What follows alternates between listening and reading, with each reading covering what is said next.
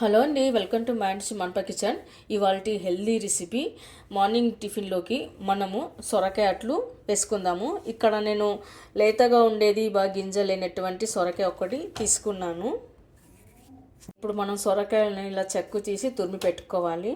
ఇలా ఏమాత్రం గింజ లేకుండా ఉండాలండి. ఇలా చెక్కు తీసి మనం తురిమి పెట్టుకోవాలి. అంతా తురిమి పెట్టుకున్న తర్వాత ఒక బౌల్లోకి వేసుకుందాము. ఇప్పుడు ఇందులో 1/2 కప్పు వరకు సూజీ రవ్వ వేసుకుందాము. 1 కప్పు జొన్న పిండి, 1 కప్పు గోధుమ పిండి, 1 కప్పు రైస్ ఫ్లోర్ బియ్యం పిండి వేసుకోవాలి. ఇప్పుడు ఒకసారి మనం అంతా బాగా కలుపుకొని పెట్టుకోవాలి. ఇలా అంతా బాగా కలుపుకొని పెట్టుకున్న తర్వాత ఇప్పుడు బటర్ మిల్క్ వేసి పిండిని కలుపుకొని పెట్టుకోవాలండి. దోశ పిండి మాదిరిగా కలుపుకొని పెట్టుకోవాలి. పిండిలో ఎక్కడ ఉండలు లేకుండా ఇలా కలుపుకొని పెట్టుకోవాలి. ఇప్పుడు ఈ పిండిని మనం ఒక 1/2 అవర్ వరకు అలాగే పక్కన పెట్టుకోవాలండి. మూసి పక్కన పెట్టుకోవాలి. 1/2 అవర్ తర్వాత ఇప్పుడు మనం కట్ చేసి పెట్టుకున్న ఆనియన్, గ్రీన్ చిల్లీ వేసుకోవాలి. అలాగే కరివేపాకు, కొత్తిమీర కూడా వేసుకోవాలి. క్లీన్ చేసి పెట్టుకున్న పాలకూర కూడా వేసుకుందాము. జీరా, సాల్ట్, కొద్దిగా వంట సోడా. మజ్జిగ పుల్లగా ఉంటే వంట సోడా అవసరం లేదండి, లేదంటే మనం వంట సోడా వేసుకోవచ్చు. అంతా బాగా ఒకసారి కలుపుకొని పెట్టుకోవాలి. ఆ తర్వాత మనం అట్లలాగా వేసుకుందాము. ఇలా కాస్త గట్టిగానే ఉండాలండి, అలాంటప్పుడు మనకు అట్లు బాగా వస్తాయి.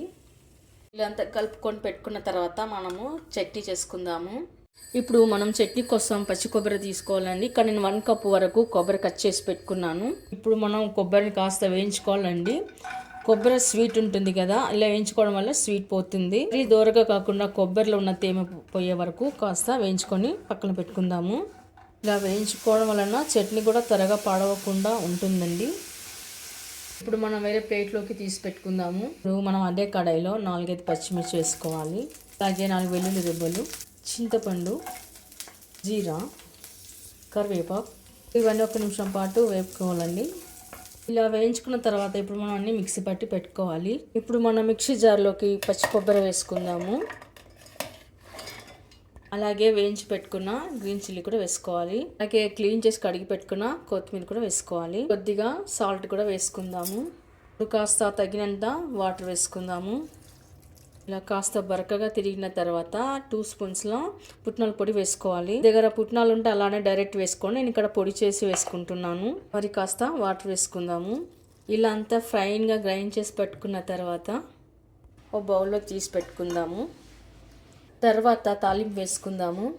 తాలింపు కోసం 1 టేబుల్ స్పూన్ ఆయిల్ వేసుకున్న తర్వాత 4 వెల్లుల్లి రెబ్బలు వేసుకోవాలి. మినపగుళ్ళు, ఆవాలు, జీలకర్ర, కరివేపాకు. ఇప్పుడు తాలింపు కాస్త చల్లారిన తర్వాత చట్నీలోకి వేసుకుందాము. ఓకే అండి, చల్లారిపోయింది. ఇప్పుడు స్టవ్ మీద పెనం పెట్టుకొని దోశ పెనం పెట్టుకొని కొద్దిగా ఆయిల్ వేసుకొని స్ప్రెడ్ చేసుకోవాలి. ఇప్పుడు మనం అట్ల మాదిరిగా వేసుకోవాలి. కొద్దిగా ఆయిల్ అప్లై చేసుకోవాలి.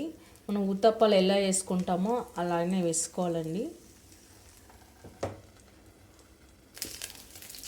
ఇప్పుడు ఒకసారి తిరిగి వేసుకోవాలి. ఇలా 2 వైపులా కాల్చుకొని పెట్టుకోవాలండి. ఓకే అండి, చూసారుగా సొరకాయ అట్లు హెల్త్కి చాలా మంచిదండి ఇది. ఇప్పుడు మనం మిగతాయి కూడా ఇలానే చేసి పెట్టుకుందాము. ఓకే అండి, చూసారుగా ఈ సొరకాయ అట్లు చూడడానికి తినడానికి కూడా చాలా బాగుంటాయండి. హెల్త్కి కూడా చాలా మంచిది. మనం టమాటా చట్నీతో కానీ, అల్లం చట్నీతో కానీ, కొబ్బరి చట్నీ కానీ దేంతోనైనా తినొచ్చండి. లేదా అలాగే నేరుగా తిన్నా కూడా చాలా బాగుంటాయండి. చాలా టేస్ట్గా ఉంటాయి. చూడండి, వీటిని ఏ విధంగా తిన్నా కూడా చాలా బాగుంటాయి. చాలా సాఫ్ట్గా, మెత్తగా, మృదుగా చాలా బాగా వచ్చాయి. ఏ విధంగా తిన్నా కూడా చాలా బాగుంటాయండి. మరి మీరు కూడా ఒకసారి ట్రై చేయండి. మీకు ఎలా కుదిరిందో కామెంట్స్లో పెట్టండి. లైక్ చేయండి, షేర్ చేయండి. ఈ వీడియో కనుక నచ్చినట్లయితే తప్పకుండా మన ఛానల్ని సబ్స్క్రైబ్ చేయండి. Thank you for watching.